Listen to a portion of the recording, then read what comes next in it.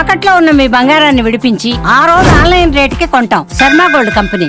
అందరికీ నమస్కారం. నా పేరు మాధురి. మీరు చూస్తున్నది సుమన్ టీవీ నెట్వర్క్. ఈరోజు మనతో పాటు ఉన్నారు ప్రముఖ ఆధ్యాత్మికవేత్త డాక్టర్ అనంతలక్ష్మి గారు. నమస్కారం అమ్మా. నమస్తే తల్లి.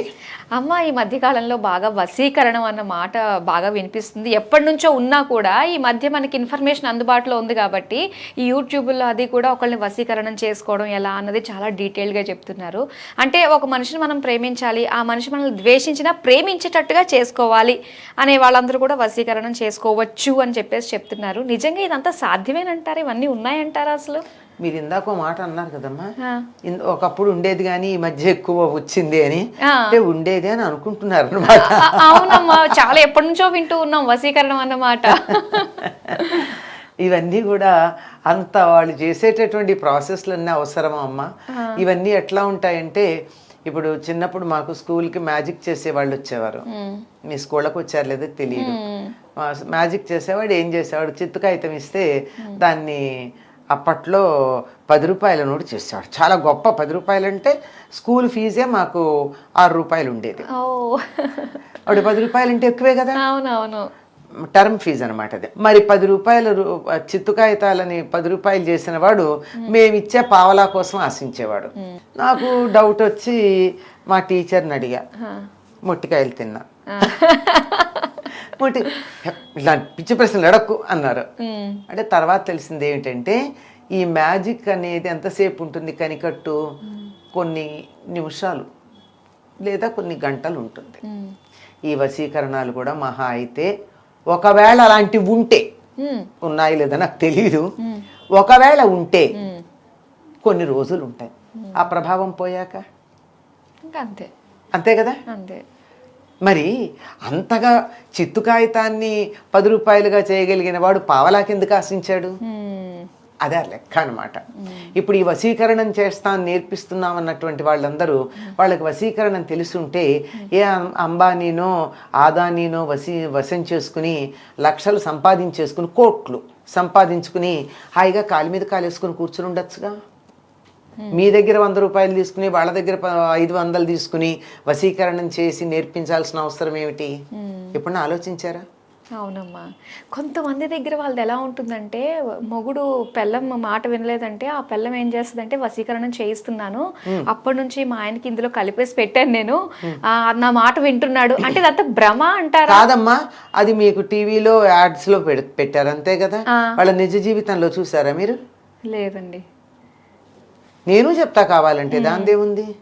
మాధురి నేను ఎట్లా చెప్తే అట్లా వింటుంది. నేను ఏదో మంత్రం తీసుకొచ్చి ఆ అమ్మాయికి ఆ మంత్రం చేసినటువంటి నీళ్ళు ఇచ్చాను, పాపం ఆ పిల్ల తాగేసింది, అప్పటి నుంచి నేను ఎట్లా చెప్తే అట్లా వింటుంది అని చెప్తాను. నేను చెప్తాను, వాళ్ళ టీవీలో చెప్తే నమ్మేస్తారు.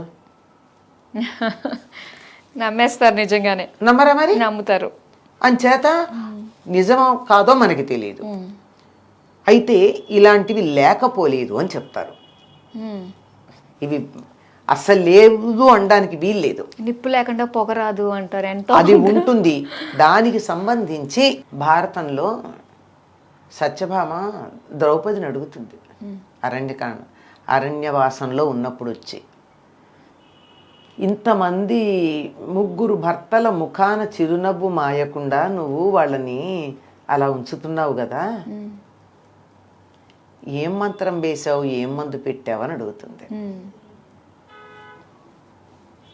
అంటే ఉన్నాయన్నమాట అక్కడ నుంచి. అంటే దానికి ద్రౌపది అంటుంది, జగన్నాథుడి భార్య ఇట్లాంటి మాటలు మాట్లాడతావా అని కోపం వచ్చేస్తుంది ద్రౌపదికి. వచ్చేసి తమాయించుకుని నెమ్మదిగా, అట్లా కాదు, మందు పెడితే మన్ను తిన్న పామై పడుంటాడు, మంత్రం వేస్తే పనికిరాని వాడైపోతాడు, అటువంటి భర్త ఉంటే ఎంత లేకపోతే ఎంత, ఇట్లాంటి చెడ్డ పనులు చెయ్యొద్దు అంట. ఈ మందు పెట్టడం అంటే ఏమీ కాదమ్మా, నల్ల మందు లాంటిది పెడతారు, అది ఎట్లా చెప్తే అట్లా వింటారు అంతే. ఇప్పుడు నల్ల మందు పెడతారు, నల్ల మందు తెలుసు కదా.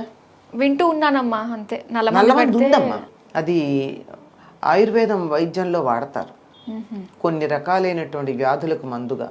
అది వాడితే ఏమవుతుందంటే శరీరంలో ఉన్న నర్వస్ సిస్టమ్ అంతా డల్ అయిపోతుంది. అంచేత హైపర్ యాక్టివ్గా ఉండేవాళ్ళు అట్లాంటి వాళ్ళకి పిల్లలకి ఎంతంటే ఇంత తీసుకుని ఆవగింజంతా దాన్ని ఇంకా ఎంతో నీళ్ళల్లో కలిపి దాన్ని మొత్తాన్ని కొద్దిగా అలా అనమాట ఉపశమనం కోసం. ఇప్పుడు మనకి నిద్ర మాత్రలు ఇచ్చినట్టు. ఓకే. అట్లాంటివి రకరకాలు ఉంటాయి కదా. ఇప్పుడు మనకి నల్లమంది అక్కర్లేదమ్మా, ఈ మందులు ఉన్నాయి కదా, రకరకాలైనటువంటి ఈ నిద్ర వచ్చే మందులు అలాంటివి చాలా ఉన్నాయిగా, అవన్నీ వాడచ్చు కదా. కొంతమంది పిల్లలకి ఏం చేస్తారు, పడుకోవట్లేదు హైపర్ యాక్టివ్గా ఉన్నారంటే దగ్గు మందు వేస్తారు దగ్గు లేకుండా. ఎందుకు దగ్గు మందు, సిరప్ ఎందుకు ఇచ్చావు, పిల్ల తగ్గట్లేదు కదా అని అడిగాను నేను. అది వేస్తే పడుకుంటారు అంటే పిల్లల్ని పడుకోబెట్టడానికి దగ్గు లేకపోయినా దగ్గు మందు వేసినట్టుగా ఆ క్షణాన్ని పడుకుంటారు. దాని ఎఫెక్ట్ ఎలా ఉంటుంది చెప్పమ్మా? ఏదైనా సరే మామూలుగా వ్యాధి ఉండి మందేసుకుంటేనే తర్వాత డిటాక్సిఫికేషన్ చేస్తున్నాం కదా సైడ్ ఎఫెక్ట్స్ పోవాలని. అట్లాంటిది వ్యాధి లేకుండా మందేస్తే ఏమవుతుంది, సిస్టమ్ డల్ అయిపోతుంది. అదే మందు పెట్టడం అది నెమ్మదిగా ఏదో కొన్ని రకాలు పెడితే అవి ఏమవుతాయంటే మనిషికి ఒక రకమైనటువంటి యాక్టివిటీ తగ్గి తనంతట తను ఆలోచించకుండా నేను ఏది చెప్తే దానికి తలూపుతాడు. నేను మందు పెడితే నా మాట వింటాడు. ఓకే. అట్లాంటివి చేస్తే ఏమవుతుంది, మన్ను తిన్న పామైపోతాడు అని చెప్తుంది సరైనటువంటి పదం. ఏమవుతుంది ఇంకా లాభం లేదు. మనిషి ఉంటే ఎంత లేకపోతే ఎంత. ఇప్పుడు మా ఆయన నా మాట వినడానికి మందు పెట్టాను అంద అమ్మాయి, ఇట్లా డల్గా ఇన్యాక్టివ్గా కూర్చున్న చోటు నుంచి కదలకుండా లే అంటే లేచి, కూర్చో అంటే కూర్చొని, ఉద్యోగానికి వెళ్ళు అంటే వెళ్ళి, వెళ్ళొద్దంటే మానేస్తే అక్కడ ఉద్యోగంలో ఏం చేస్తాడు? ఇంకా వాళ్ళకి ఆలోచించే ఇది ఉండదు అనుకుంటా. ఉండదు, ఆలోచన పోవడం జరుగుతుంది. ఈ మాట ద్రౌపది చెప్పింది, అందుకు నేను చెప్తున్నా, ఎవరో కాదు ద్రౌపది సాక్షాత్తు చెప్పింది. అదేమో అబద్ధం చెప్పింది అనుకోవడానికి కూడా వీల్లేదు, అవన్నీ సత్యాలే. కనుక ఇట్లాంటివన్నీ తాత్కాలికంగా మనిషి మనసు మీద ప్రభావం చూపించి నాడీ వ్యవస్థ మీద పనిచేసి వాటిని డల్ అయ్యేటట్టుగా చేసి సొంత తెలివితేటలు లేకుండా చేయడం జరుగుతుంది. ప్రయోజనం ఏమిటి? అసలు అవసరం లేదు వీటి వల్ల. వెజిటబుల్ లాగా ఉండి మాట్లాడడం కూడా చేత కాకుండా అయిపోయి గొర్రెలాగా తలూపేటటువంటి భర్త ఉన్నా ఒకటే లేకపోయినా ఒకటే, అలాంటి భార్య ఉన్నా ఒకటే లేకపోయినా ఒకటే. అంతే. ఇవన్నీ కూడా ఆ క్షణాన ఒక నిద్ర స్లీపింగ్ ట్యాబ్లెట్ వేస్తే హైపర్ యాక్టివ్ ఉన్నటువంటి వాళ్ళు కామ్ డౌన్ అయినట్టుగా ఒక్క నిమిషం మాట వింటారు. అది కొన్ని నెలలు కూడా ఉంటే ఉండొచ్చు. దాని ప్రభావం పోయాక రెట్టింపు వేగంతో బయటకు వస్తారు. లేదా అది డీప్ రూటెడ్గా అయితే యూస్లెస్ ఫెలోస్ అవుతారు, నిర్వీర్యం అయిపోతారు. అందువల్ల వీటి జోలికి వెళ్ళొద్దు.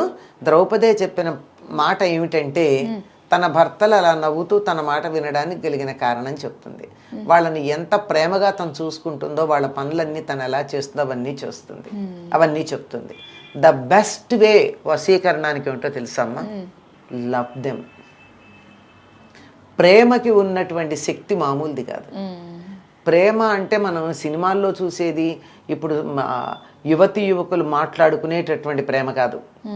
నిజంగా అన్కండిషనల్ లవ్, అన్కండిషనల్ లైకింగ్, ఏమీ ఆశించకుండా ఇష్టపడుతూ ఉంటే, వాళ్ళ నుంచి నువ్వు ఏమి ఎక్స్పెక్ట్ చేయకుండా వాళ్ళ శ్రేయస్సు కోరుకుంటే అతి త్వరలో వాళ్ళు మీరు చెప్పిన మాట వింటారు. ఇది కదా అసలైన వశీకరణానికి అర్థం. లవ్ లవ్ లవ్ దాన్ని మించింది లేదమ్మా.